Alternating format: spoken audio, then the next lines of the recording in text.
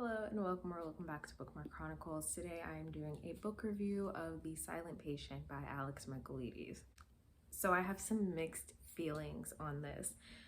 This was the first book that I read in 2020. I listened to the audiobook, I gave it 5 stars. I wanted to reread it because now that I know what happens at the end, I wanted to see if there were any clues that I would notice leading up to that point. And in doing that, I noticed a lot more the second time around, and I'm actually going to lower my rating. So the first time that I read this, I think that there are a few things that were happening during that time that made me rate this so highly. The first is I only listened to the audiobook. I did not have a physical copy at the time, and I think that, I don't know if this happens to anybody else, but sometimes when I'm listening to an audiobook, I space out a little bit, and sometimes I miss certain parts, so I may have missed certain things that happened the first time. I also think that the fact that this was the first book that I read coming out of a reading slump might have been why I rated it so highly. I think I was just excited about being able to finish something again because I read a book at the end of 2019 that I thought was going to be really good. It was like a murder mystery, and it was also supposed to be a little bit funny, and I had really high expectations for it. The writing was trash, the characters were trash. It was awful. It was just really terrible. And then after that, I just wasn't in the mood to read. So I picked this up because a lot of people had been recommending it to me, saying that it was really good, and I was like, oh well, I'll give it a try, I guess. I also just didn't have the energy to pick up physical books, so that's why I chose to listen to the audio. In case you're not familiar with the plot, in this, we follow Theo, who is a psychotherapist. He is new to this institution, and he really wants to work with a particular patient. Her name is Alicia Berenson. She was a famous painter, and 6 years prior to where we are now, she murdered her husband out of nowhere, and ever since that night, she hasn't spoken a single word. And Theo thinks that he can get her to speak again. So I wouldn't say that I don't recommend it. I recommend it if you're looking for a good mystery that has an interesting plot twist. Most importantly, the reason that I had so many issues with this, I think, is because now that I know how it ends, everything leading up to the plot twist just doesn't make sense. If you are looking for something with an interesting plot twist, then I would still recommend it, but I am lowering my rating from a 5 to a 3. So if you have not yet read The Silent Patient, this is your official spoiler warning as I get into the characters, the plot, and exactly why I am lowering my rating.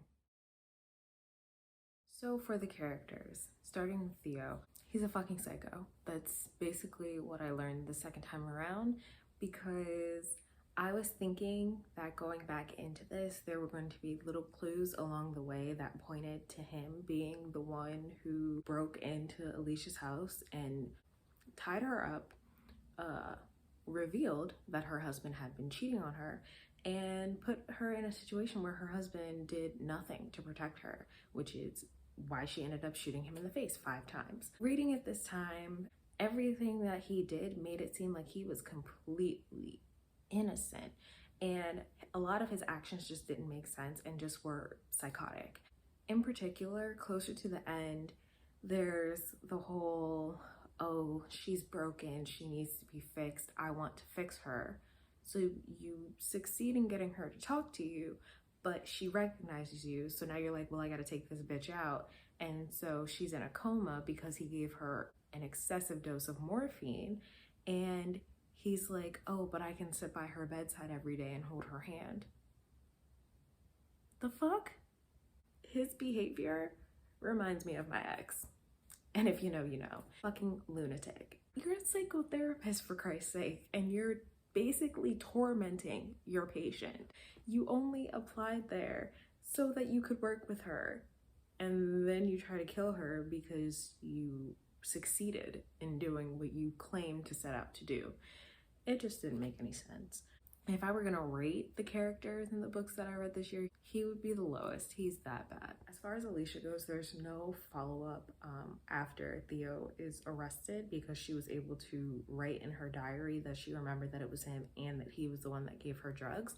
So you don't know if she makes any progress after that and whatever. But before all the craziness happened, I think she definitely placed her husband Gabriel on a pedestal, which I don't think that's healthy for any romantic relationship, because she literally at one point painted him as Jesus, and that is weird on so many different levels. Another thing that bothered me about this book is, y'all know how I feel about tropes, and she falls into the category of I don't deserve love because of family trauma. And in particular, she means like when her mom was killed in the car accident, one, she questioned if it was an accident or not, but then she overhears her father say, why couldn't Alicia die instead? Which is a whole nother issue.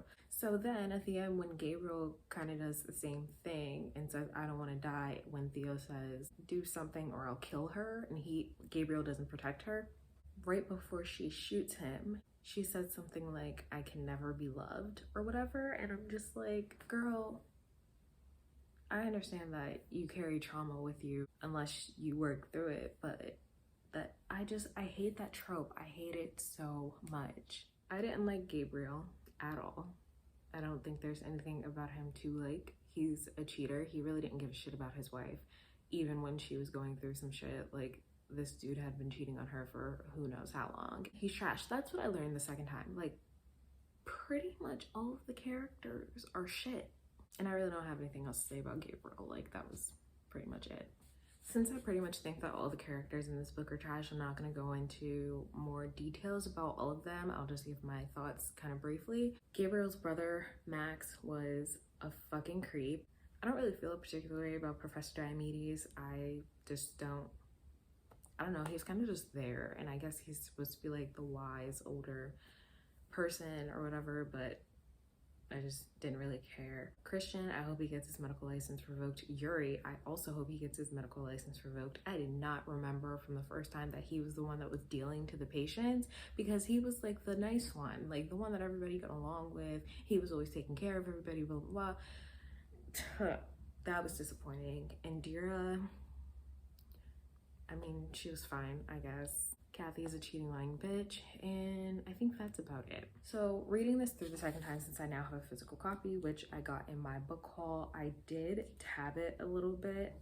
I never really do this with books that I read on my own and not for like school or whatever, and literally all of them are red because they are literal red flags. So it's the part where Alicia paints Gabriel as Jesus, which just seemed really weird to me. There's a moment where Theo finds out that his wife is cheating on him, and he talks about how he wants to hit her and beat her up.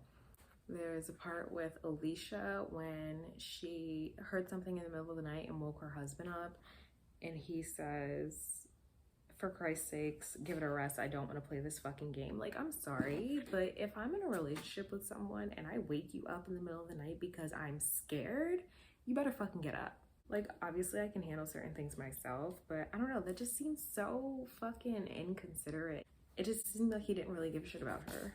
So yeah, this, it was disappointing. It was very disappointing. I did not expect to dislike it so much. And like I said, a main part of that is just none of Theo's actions make sense, because you literally broke into someone's house, tied them up, held a gun to their head, revealed infidelity, and then left. And then you're claiming that you want to help, but everything you do beyond that point is counterproductive. So I saw a lot of things beforehand saying that people either really loved or really disliked this book, and I'm definitely understanding why people dislike it. Also, as far as pacing, I don't typically mind slow burns as long as things are happening, you know, there's something to keep me interested.